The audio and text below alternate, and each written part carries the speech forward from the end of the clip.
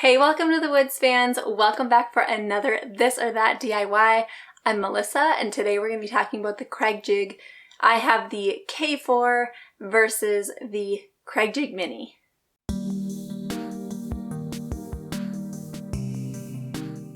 So in short, a Kreg Jig is a tool that allows you to drill screws at a 45-degree angle by making pocket holes that you then sink your screws into. And the whole Kreg company has tons of innovative tools, but the Kreg Jig is probably their most amazing because it allowed woodworkers to do something that wasn't easily done before.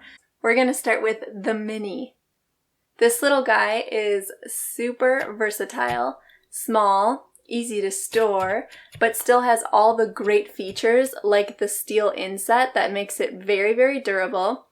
And it even has this feature right here, which allows you to sink in the plug. So Kreg, a lot of times you'll use a wood plug for the big pocket hole that you drilled, and Kreg sells wood plugs for those holes.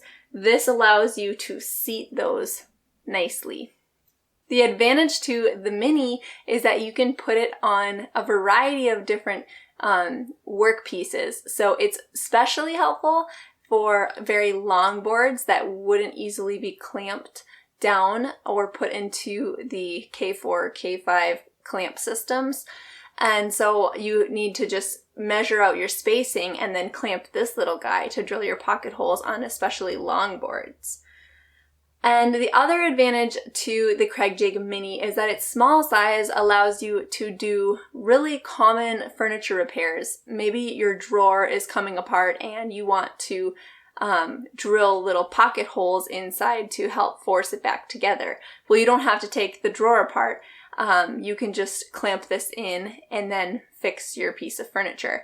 It's also great for like other things falling apart that you don't want to completely disassemble to drill your holes. The biggest downside to the Mini is that every single time you use it, you need to set your measuring, and it's not very easy to remember your guide system. So I'm just going to pop the guide system right here. And basically this shows you when you buy a Kreg Jig Mini, you need to measure the distance from the edge of your workpiece that you're going to be drilling your pocket hole depending on the thickness of the material. And then you also need to measure your collar on your drill bit. So this is the drill bit. It's super powerful and handy, but do you see this collar is what stops the drill bit from going through your Kreg Jig tool. And so you need to adjust this based on how thick your material is. So you have to measure from the shoulder, which is this part of the drill bit, to where the collar is, and it changes depending on the depth of your material. A really common one is a 3/4 inch board that you're drilling a pocket hole in would be 3.5 inches, the shoulder to the collar. And you adjust that by this little Allen wrench hex here. You just use an Allen wrench to loosen that and move the collar like so. Measuring really is the major advantage to the K4, which is this L-shaped system. So this allows you to adjust your clamp right here. You can wheel this in or out, and you can clamp in your workpiece, and then you drill down right here in order to get your pocket holes. The K4 has a measuring guide for where to set your collar based on the depth of your material, and it's super precise, down to the 1/8 of an inch. The K4 also has this block, which you can remove entirely and use as its own individual piece that you can clamp to a workpiece, and it has the perfect spacing for pocket holes, either these two if you're using a wider material, or you can drill these two together if you're using a thin material like something maybe only 2 inches wide. Now this is sturdy enough for you to just set it on the ground and use it as is, which I've done plenty of times, but it also has an area right here which allows you to clamp this whole L piece down against your workbench.